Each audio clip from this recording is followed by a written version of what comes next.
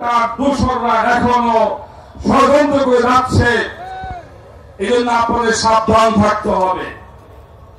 আমি বর্তমান সরকারকে বলি, আজকে আমাদের চালের দাম সহ নিত্য প্রয়োজনীয় দ্রব্যমূল্য অনেক অনেক বেশি।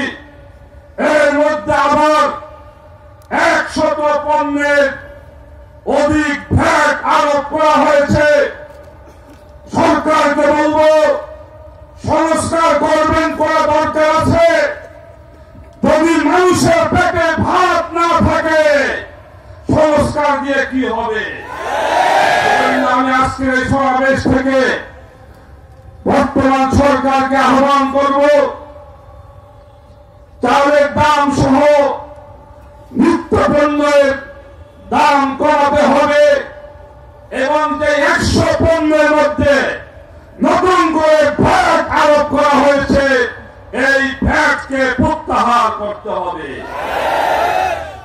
আমরা সরকারকে বলবো, আমরা আপনাদের সাথে আছি, আমরা আপনাদের সাথে আছি। তবে শর্ত হল আপনারা জনগণের স্বার্থে কাজ করতে হবে।